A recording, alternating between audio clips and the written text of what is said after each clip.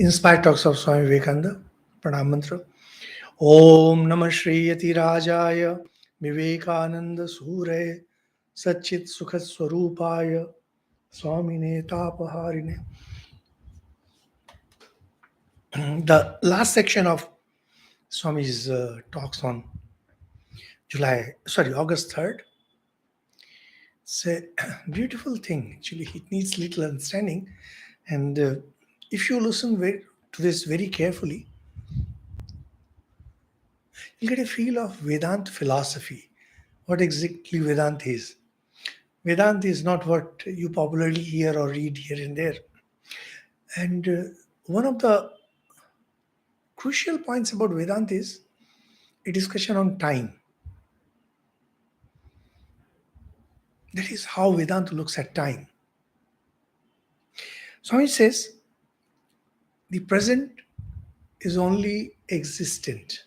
You must have heard of these popular sayings like past is gone, future is yet to come, focus only on present matters, things like that.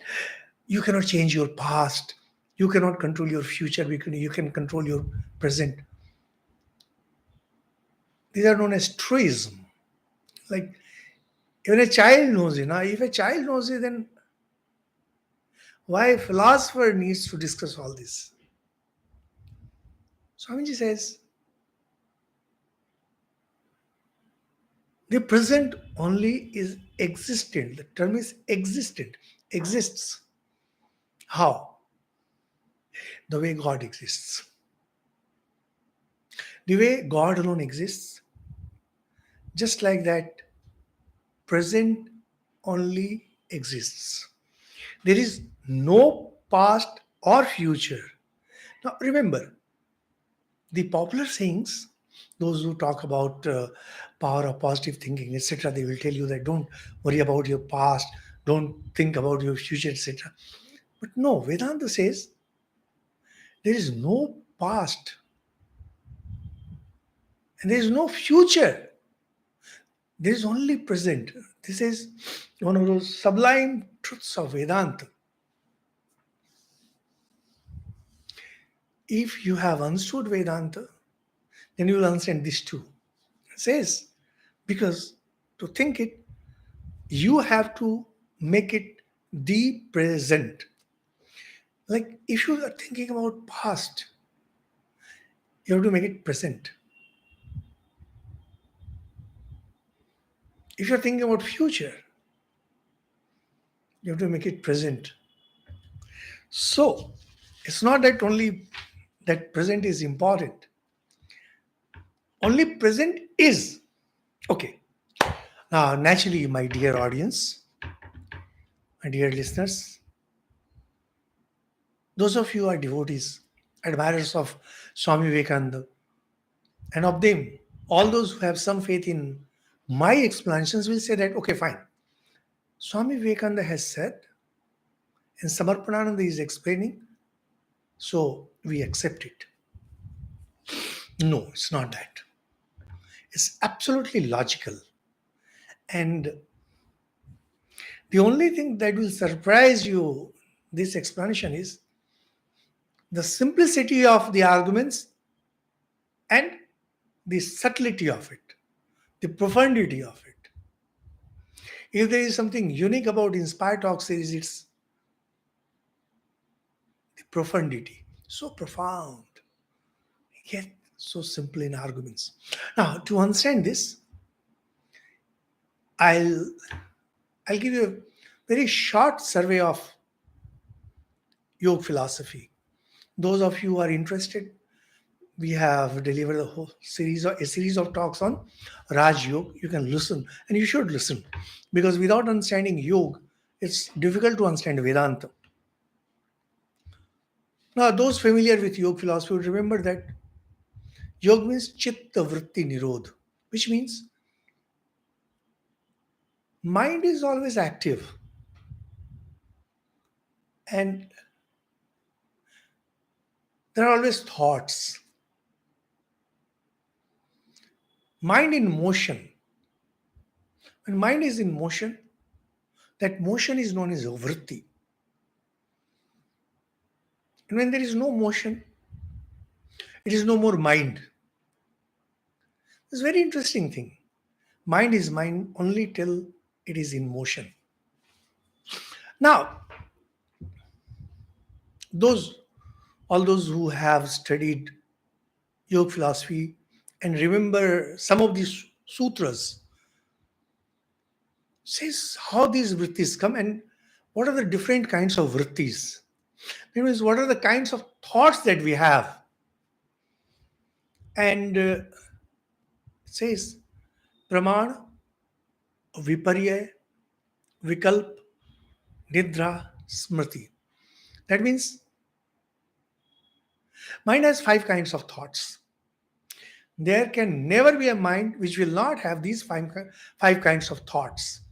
Of these, praman means that that which you acquire at in the, as I say, in real time. That means everything that you are everything that you are gathering through your senses. That is direct perception. That's pramana. And if you conclude something based on your observation, that also belongs to praman. And if you gain some knowledge from scriptures, that is also praman. That means praman is a real time information coming to you. That is present. Now, nidra, fourth. Nidra is, they say that where there is no knowledge. The only knowledge you have is, well, I slept well.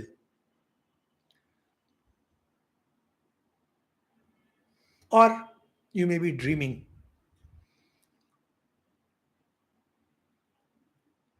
There is a sense of emptiness.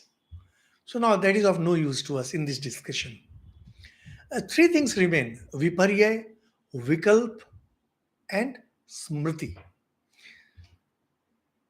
Now, viparya and vikalp are extremely interesting. Viparya is when you get false knowledge. That means you're walking in darkness, there's a rope lying, and you think it's a snake. There's false perception. And vikalp is thing does not exist, and you yet take it for real. So actually, vikalp is a combination of praman and viparya. There is false knowledge involved, and there is also real knowledge involved because to you is absolutely real. When you imagine things, when you imagine things, your imagination becomes extremely vivid. It becomes vikalp. That means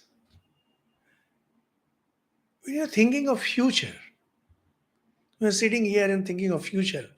Well, say for example, you have planned dinner for some guests, and you're sitting quietly and thinking these guests will come and this will be dinner, etc., etc. Actually, you are living in vikalpa. You are making things real for yourself by imagining. That means you are imagining your future. And every imagination regarding future, because future can only be imagined. And the very word that is imagination, it belongs to vikalpa. So we can let go of viparya, false knowledge. Let's not worry because that also belongs to present knowledge only. But vikalpa, and there is smriti, memory. A lot of experiences that you had in the past, particularly those who have very powerful emotional connect, they stay with you. They pop up at worst possible times.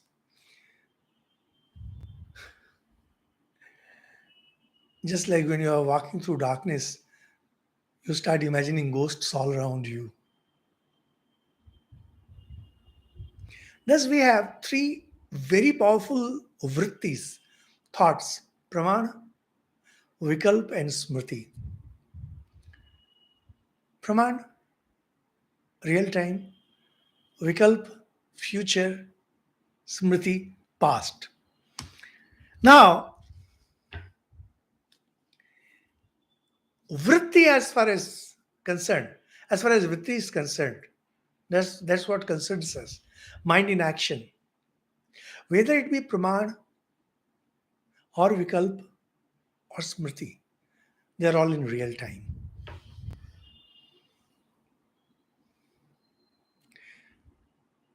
The action that is taking place, that's in real time. You know, Shankaracharya, the great commentator of our scriptures and the great sage who saved Hinduism, he has given amazing explanations to our scriptures. But when it comes to creating a deep synthesis between scriptures, particularly those not touched by Acharya Shankara, it's Swami Vivekananda. Who would have ever thought that this sutra, which is so commonly used everywhere, has such deep significance? What's that deep significance? That sutra actually discusses past, present, and future, and very clearly says that whether you are remembering your past, imagining your future, everything is happening in chitta, your mind. Is the motion of your mind, the motion of mind that is creating, that's going back to the past or creating imaginations about the future. And you know that what does it prove? It's a very interesting thing. The entire concept of kismat, entire concept of predestined destiny is debunked. There is no destiny. There can never be a destiny. Because whatever destiny one can predict of, everything that whenever you think of destiny, actually it's all present only. Sitting in present safely. And you are playing around, toying around with past and future. Imagine yourself standing on the deck of a ship, large ship, or better still, like here we have in Bengal, in Kolkata, we have these small boats, different kinds of boats. Particularly if you go to Sundarban area, there are these motor boats. And if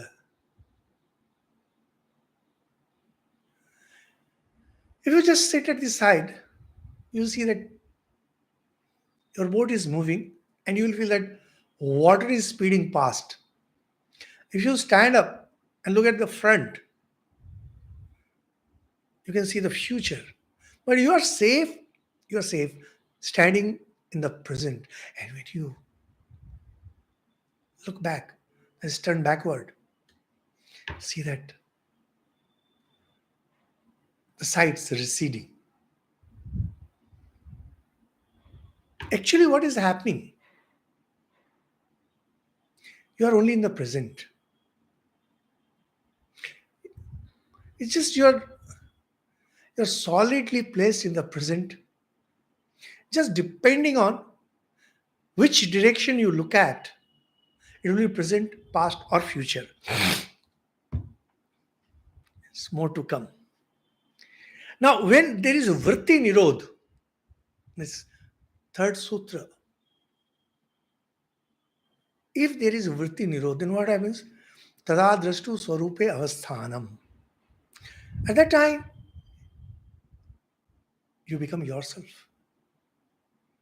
Your swarup, true you.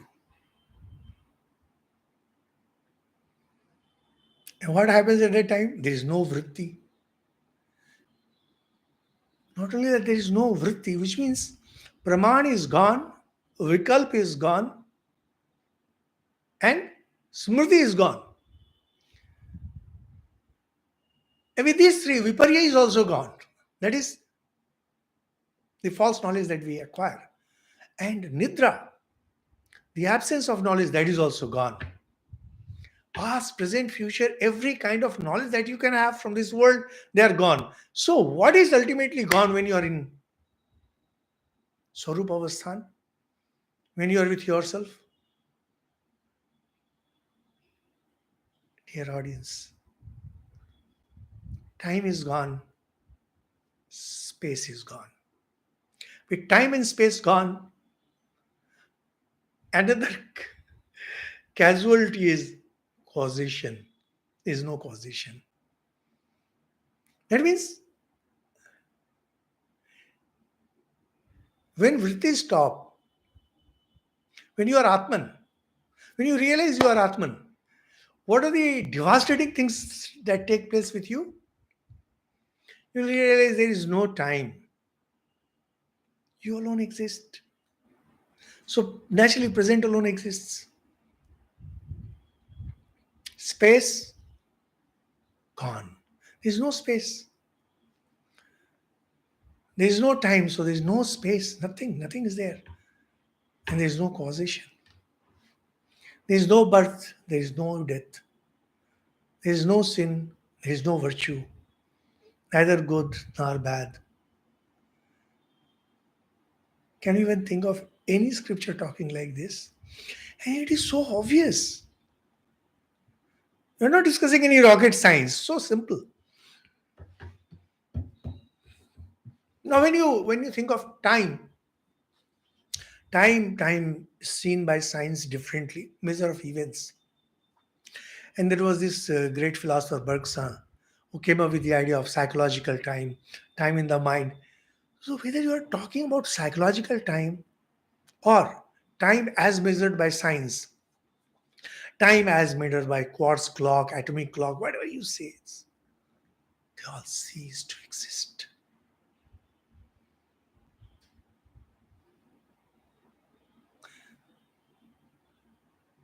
If you go by Einstein's theory of relativity, if you are moving by if you are moving at the speed of light, time stops completely. Of course, it has nothing to do with what we are discussing. But that time, flow of time has a variation, is accepted even by science. Now, Newton would have never accepted it, but now it's a fact. However, for us, the approach is entirely different. And it's so simple because you cannot think of a sixth vritti. There are only five vrittis. If you are interested, you just listen to our Rajyog talks and you will see there is absolutely no possibility of there being a sixth vritti. That's the speciality of Hindu sages. What they have said is with finality. So, if time collapses, world automatically collapses. Even in theory of relativity, as an object is moving nearer to the velocity of light, the concept of space completely changes. Because time and space, they're so badly linked. If time collapses, space collapses. So what remains? What remains. Only present remains. Now think of somebody who has reached that stage where he has been into Swarup Avasthan, whose vritti stopped once, not during sleep but consciously. What are the things that will drop from his mind apart from time and space?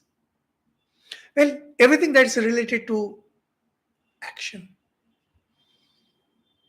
All actions will drop away from him, good and bad. He will not see virtue and vice. Worse,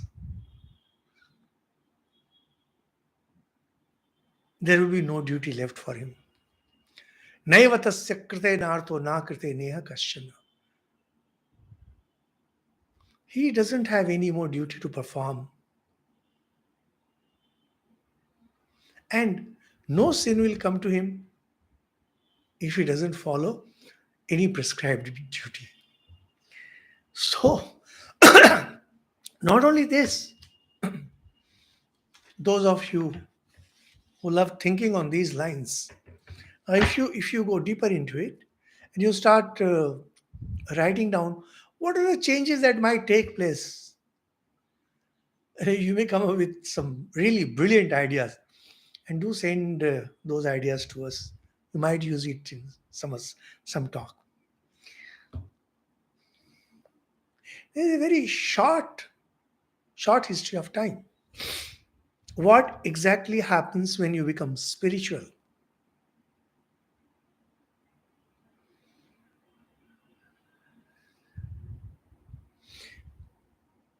As your mind becomes more and more one pointed, things will start looking for you different. And once it stops, time stops.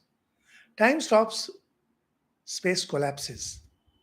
Time and space collapse, causation collapse. You will have no duty left to perform. This is something that our scriptures keep telling repeatedly. Compared to other religions, where doing good, etc., is considered to be a duty.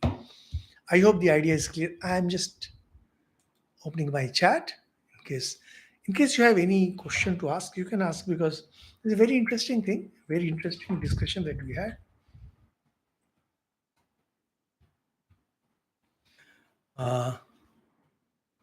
In case you have any question, dear audience, because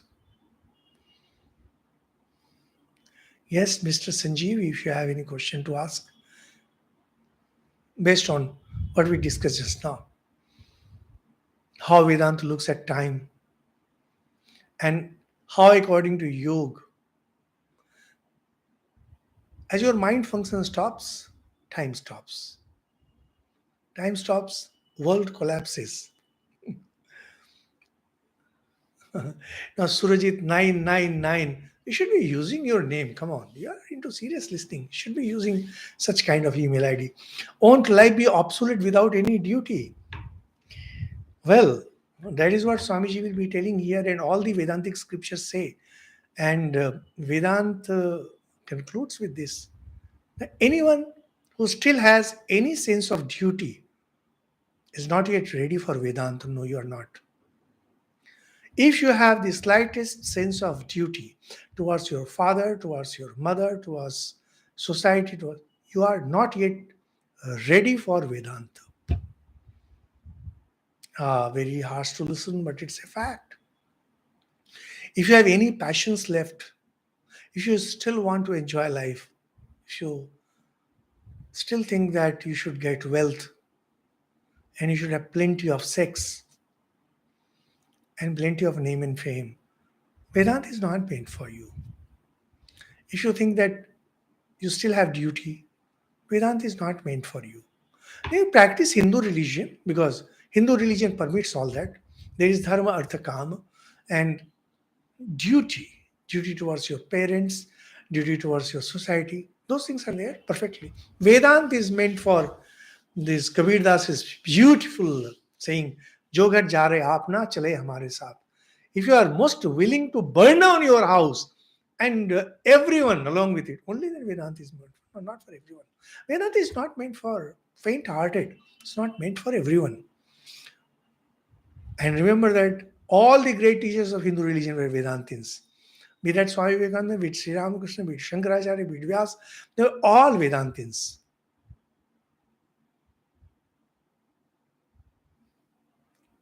Any other question? Because once we are gone, if we move onwards, there will not be this discussion again.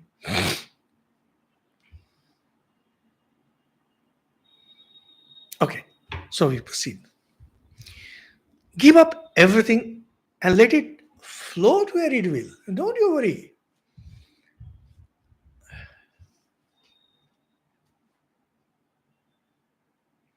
Those of you might have taken up train journey. Sometimes you might have seen that train is stopping here, train is stopping there, and train is getting diverted because of some problem. Those of you who know this system, how the train works, you will know that whether or not there is a diversion, the train will have to go. Particularly if you know the general manager or if you know people who run the railways, know that whatever diversion, whatever the delay, train has to reach.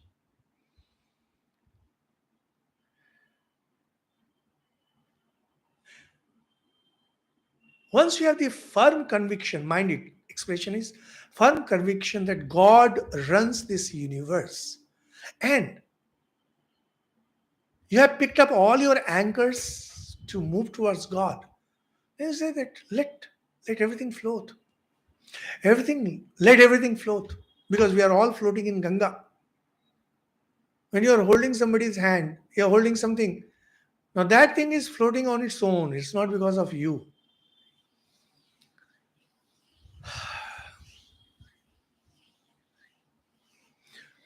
K major, Maya is also referred as space-time causation. Can you kindly explain a bit on this, Maharaj? See, the thing is, yeah, yes, you are absolutely correct. Maya is time, space, and causation. Time, space, causation is Maya. Okay. Actually, we have explained it many times in the past. If you listen to our inspired talks, uh, the idea will become clear. But here, just now we were discussing, we explain the ideas from action of the mind, activity of the mind. What? There is Praman, knowledge that we acquire through our senses, knowledge that comes to us through reasoning, and knowledge that comes to us through our scriptures. These are all in real time. And then we have Viparya, where there is some kind of mental confusion. There is Vikalpa, where you imagine things. There is sleep, where there is no knowledge as such. And there is memory. And you realize how past, present, and future are linked with the present. The moment there is Swarup Avasthan, that means vritti stop, naturally all these five vrittis drop. And if these five vrittis drop, past, present, future, everything goes away. Now, if time collapses, space automatically collapses, as I gave you the example of theory of relativity. And if time and space collapse, causation automatically collapses. Now, if you are Mr. Key Major or K Major, whatever you are, in case you are interested more in this topic, I'll suggest you to listen to our Mandukya Karika talks. Mandukya Karika explains these things in a more detailed way, but in short, it is this. Because see, to all my dear audience, many people are curious about certain things of spirituality in bits and pieces. You cannot understand bits and pieces unless you learn the whole subject. Because, for example, if you want to learn something physics, you need to know all that is related to that particular aspect of learning in physics. So, in spirituality also, you will have to know quite a few things before you can zero in on, say, objects like things like Maya, etc. Listen to Manduke Karika talk or just listen to our inspired talks. Slowly, your mind will get ready to grasp these ideas and you'll be able to understand. And if you want a short answer, we just explained. As Swamiji says, give up everything and let it float where it will. The world is all a delusion. Do not let it fool you again. Once you have Swarup Avasthan, once you realize that you are the self, you are Atman, then you realize that you have been fooled till date by five vrittis. All those vrittis that you had, they were just a delusion because the reality is Swarup.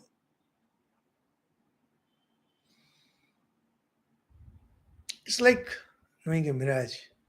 Till you did not realize that it was all sand, you know that there is water. And once you realize it, you know that it's all sand. It will not fool you again.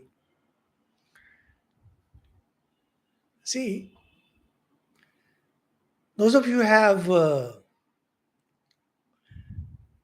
love reading Tintin. So, a Tintin story I read long ago, and I loved one of those episodes that Tintin is going through some desert, and Thompson and Thompson, the detectives, and they are going around and round, and they're so much fooled by mirage. And finally, there is a real pond, and they take their jeep through that water. Or Rajkumar, don't watch. No, it's not Tintin on television. You have to read. So it's a beautiful description because while driving through a desert, you cannot distinguish between water and mirage. But once you know this is water and this is mirage, you will not be confused. Like those who are guides in a desert, they know where there is water, and other than that, everything else is mirage. Once you have realized what is self, you realize that causation, time, space, duty, dharma, birth, death, everything is delusion. If the body is dragged anywhere, let it go. Do not care where the body is. Yes.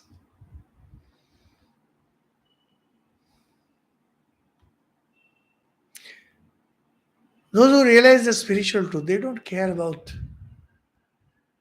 where the body goes, what kind of food they get, what kind of sleep they get. But if you're living in the world, let's think of Sri Ramakrishna. He's the best example that we have because the stories about all these great masters of the past, they are less of history and more of fiction. In case of Sri Ramakrishna, it's all well recorded. Uh, Even if you are an avatar, an incarnation of God, or the greatest of sage, whatever way you take, if you're living in the world, if you're interacting with the world, you'll have to put your mind on this body. And body demands its care. Body has its priorities. So whether you are a cricketer, a footballer, a film star, a politician, a saint, whosoever you are, body will have its share of hunger. It will have its share of thirst.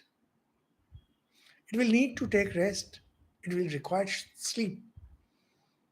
However, the kind of demand we have, like those of you who have kids at home, you know that how they are always shouting about Maggie and pizzas. God knows why they eat those things. Most of them are rotten things. That's what I felt. I can't even stand the smell of all those things. And I have a feeling that foreign forces are trying to infiltrate India through those food. Like that's also a way of penetrating, infiltrating. Well, that's my understanding. I might be wrong.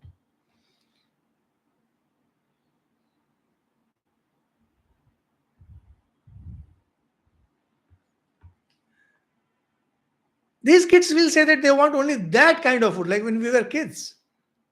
We wanted chocolates, and chocolate is so important for us. But once you have grown up, you are not adamant about such food. Similarly, a great sage who has understanding of self-realization, sorry,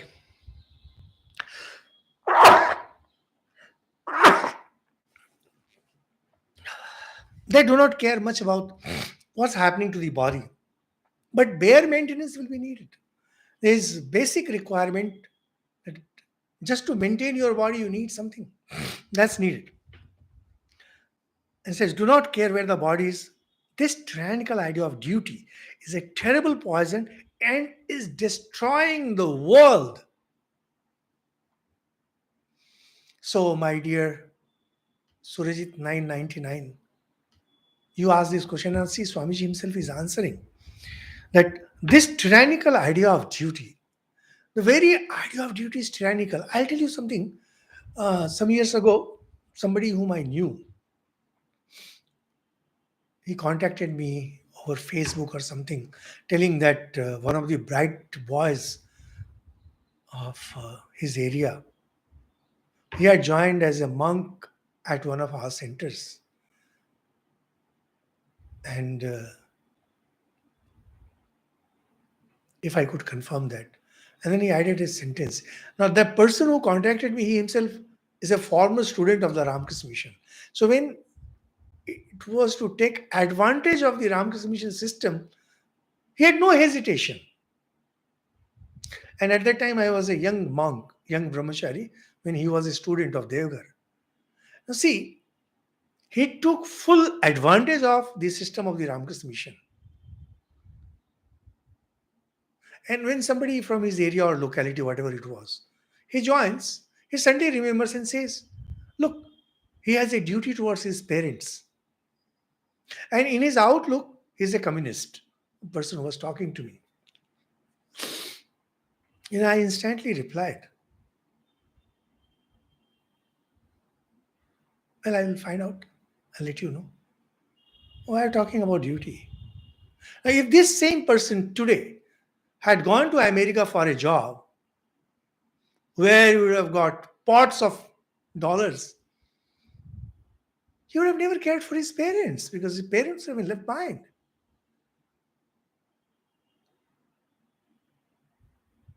If he says that, well, his parents are suffering, they don't have money, no, that's a different thing.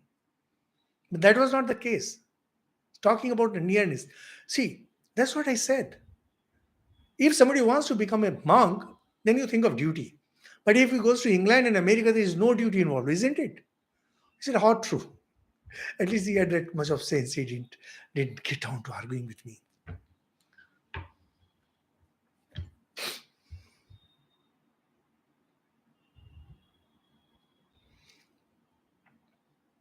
These Marxists, I am talking about philosophy.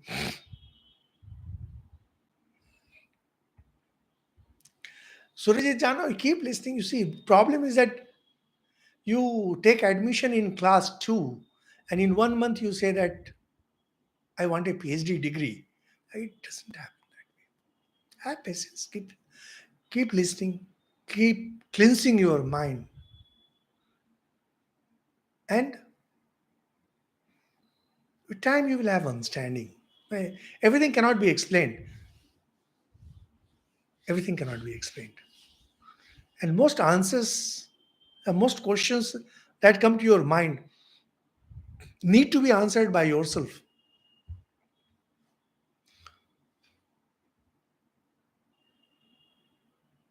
So these Marxists, they feel that it's their duty to change the world and bring some order. Naxals, they are of the same kind. They want to bring a new order. They feel it's their duty. And they don't even realize how much harm they're doing.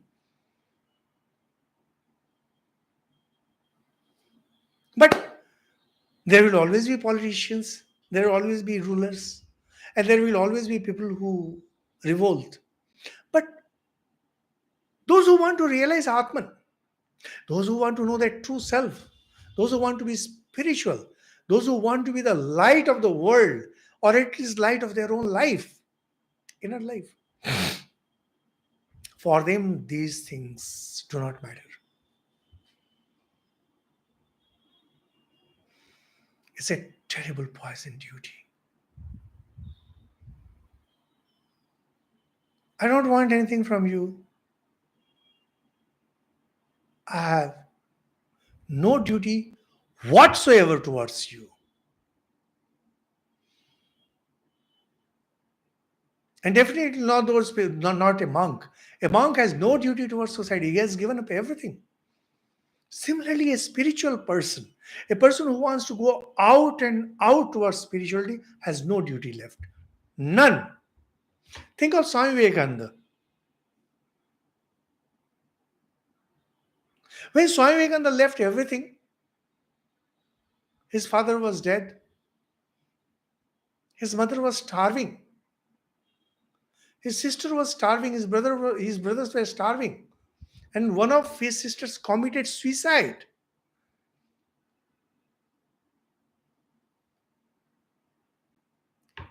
He left all of them behind. If you have the guts and courage to do it, only then you can take the path of spirituality. Otherwise, follow the path of religion. Religion and spirituality, they are two different things.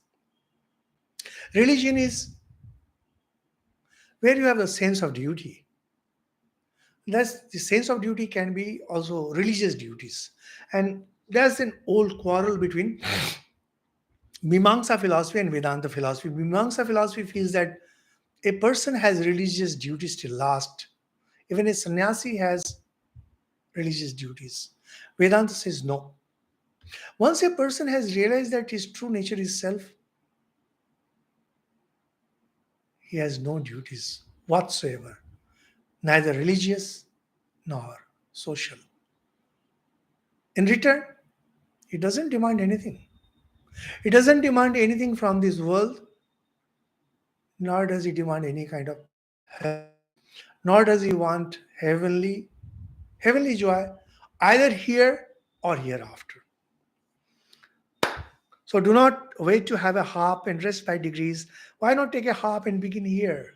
Harp is a musical instrument. Like somebody say that someday it will happen. No, start it right now. Why bother? Why wait for heaven? If you want peace, like you want to go to heaven, Swamiji is actually, the listeners of Swamiji's talks there, they were all Americans and Christians. For them, going to the heaven is the highest thing. So Swamiji is attacking them. Why wait for heaven? Make it here. And then he says, in heaven, there is no marrying or giving in marriage. It's a very interesting argument. I haven't come across this argument anywhere else. So funny and yet so piercing. In heaven, there is no marriage. Just think of, for example, those of you who want to take to religious life or to spiritual life, you must have some idea about spirituality, some idea about religious life. Just write it down for yourself, 1 2 3. What do you expect from spirituality? What do you expect from religion? And start practicing that right away. As Swamiji says, in heaven there is no marriage, nor giving away somebody in marriage. Then why marry here? In spirituality, in Swarup Avasthan, there is no duality.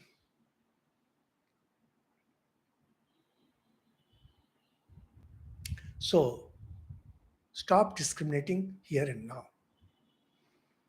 Don't say that she is my wife. She's not my wife. He's my brother. He's not my brother.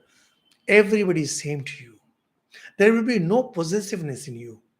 You will not say that she is my wife, she is close to me, and she shut off for the world. You will say that no wife, no kids, no brother, no sister. Mother has an importance in the sense that she brought you to this world, but only to the extent that will not disrupt your spiritual life, not beyond that. So why not begin at once and have none here? There is no marriage here. And he says, the yellow robe of the sannyasi is a sign of the free. I stand for freedom. This is for freedom. Give up the biggest dress of the world. And remember, all of you who are listening, and your dress is that of a beggar. I am in the dress of a king. Don't feel envious of me. Don't be abusive towards me. Don't get jealous of me, etc., etc. But it's a fact. Gerwa, ochre, stands for freedom. Every other dress stands for bondage. It's beggarly. So sometimes I suggest my friends take up one particular color, put on dress always of only that color, so that you get identified with that color. Like Gandhiji was identified with his bare upper part and dhoti up to his knees. Churchill called him half naked fakir. Wear the flag of freedom, the ochre robe. So we started with a discussion on time. And so how time and space are related. Time collapses, space collapses, automatic causation collapses. Now, if this be the ultimate truth, Shamali goes, yes, we are jealous of you. Thank God. Anyway, be jealous, but we don't be vicious in your jealousy. When you are jealous, there are different expressions for that. Sometimes you want to be established, you want to be something like us. That's good. But sometimes viciousness comes. And that's why very often in Kolkata and other places, people become abusive towards monks. Either they have disdain or maybe jealousy. Anyway, so Swami says, wear the flag of freedom, the ochre robe. What we discussed in the beginning, that how time collapses. So spiritual reality is the only truth. If spiritual reality is the truth and you want to move towards that, why have a beggarly attitude? Be free. Dress like free. Most importantly, act like free. Thank you so much.